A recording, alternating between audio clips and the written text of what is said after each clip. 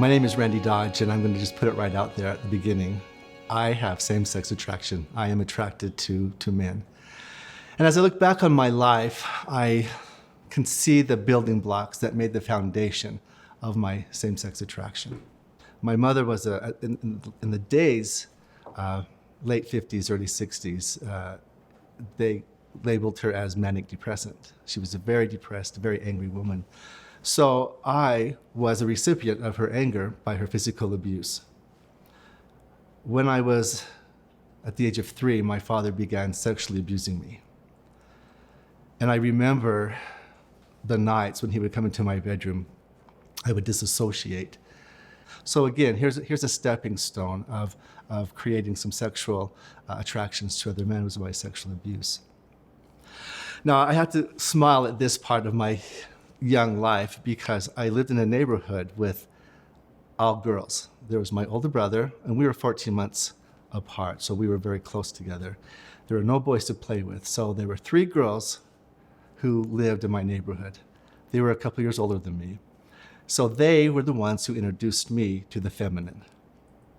They took me down into their basements and they played dress up. And so I played dress up. We played house, we played dolls, we played any kind of girl games. And I didn't have a father to teach me what a boy should do. So I was introduced to the feminine. That's what I knew. Well, about a year later, my parents decided to move from the town, and my father bought a 80-acre farm. So we moved to the farm. But the day of the move, I was next door playing dress-ups. And my mother came and got me and saw me dressed in a dress. And for some reason, she became very angry at me. And from the time she put me in, we had this long white station wagon. So I laid in the back and she drove. It was about 5 miles from our home to our farmhouse. But in those days, 5 miles was you were in the country. So she shamed me for those 5 miles nonstop. Her anger, she just told me what a bad person I was because I was playing with girls and dressing up. And boys don't do that. And I thought, well, I don't know any other way to play. That's what I had been taught. 4 years later, we moved back to the city. And I realized that it was a new experience for me. We were back in town. I started 4th grade, went to 4th grade. About 3 weeks into my new school, a boy who I consider a very big bully, I wanted to play with them. And in class, he turned around, pointed to me and said, "You can't play with us because you act like a girl." That was the first time I had ever been told by a boy that I acted like a girl. Well, I think it was when I got into high school, that's where things really changed for me, I thought. I didn't have many friends, and I thought I really wanted to be liked. I really wanted to have friends. And so I went out and in those days, we had rallymen and we had cheerleaders. And I thought, if I could make the cheerleading squad, everybody would like me. And I would be popular. They called all the girls and they called 2 boys. And they decided that they needed 3 boys and 5 girls. Well, I made the squad. And I asked, why did you guys not try me out like the other guys? And they said, because we didn't have to. You were what we were looking for. So I was elated. I was so happy because now I can stand on my own. I was successful. I achieved something that I wanted to achieve. So my senior year, yeah, there were a little bit of criticisms, a little bit of bullying, but I think there was some maturity in my class. We grew, and I was doing something of value, and I defined myself by the drama and by also being a cheerleader. That was who I was.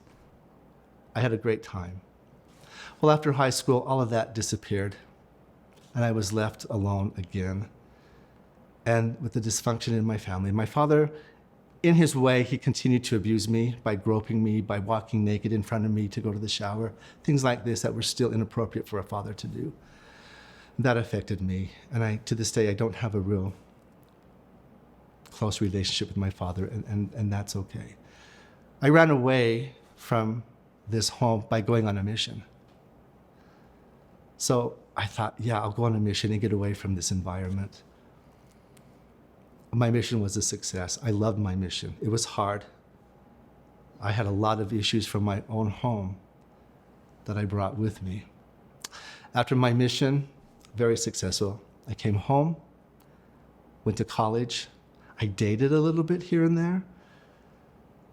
But I think what really, as I look back, my attractions to men, you know, in junior high school, that's when the sexual light turns on in boys, I think. And that's where it really started, was I was looking for that father image, that father in these other men in these other boys that I looked at. I wanted to emulate them because they had what I felt I didn't have.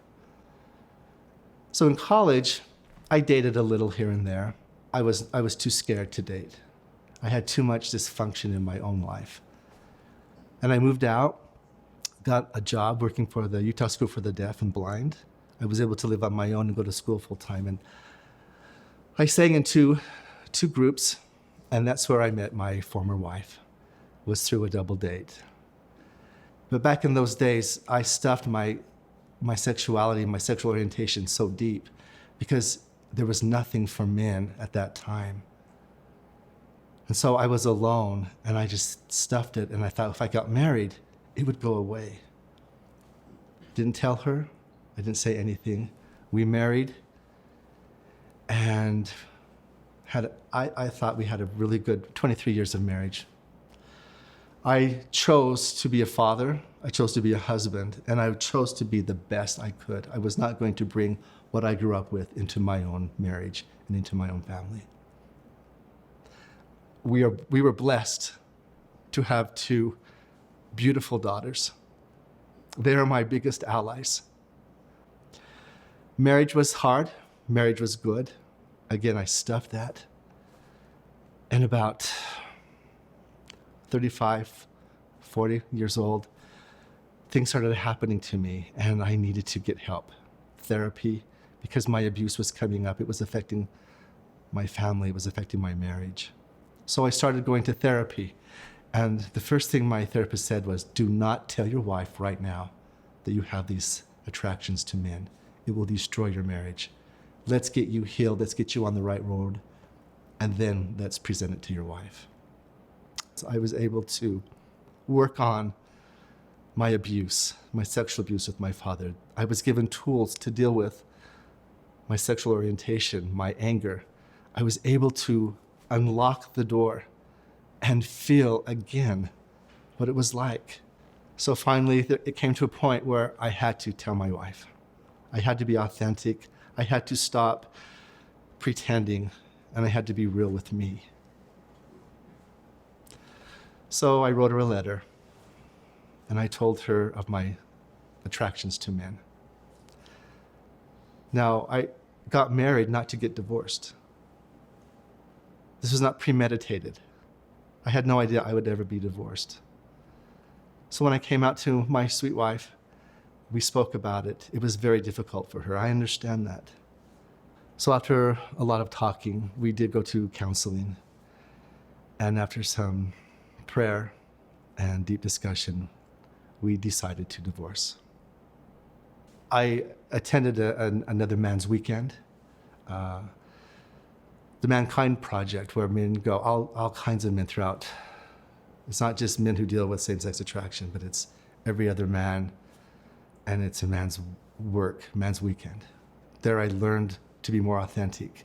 I learned to express my anger in a healthy way. I was able to do more healing.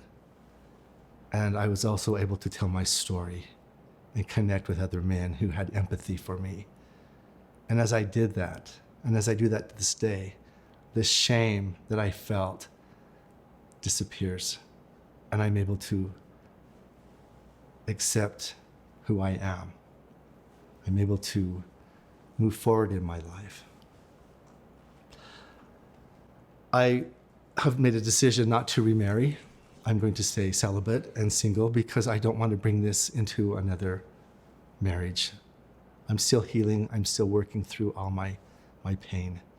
And I've come so far. I have come to where I can accept who I am and accept this is my gift. And I am so grateful for it.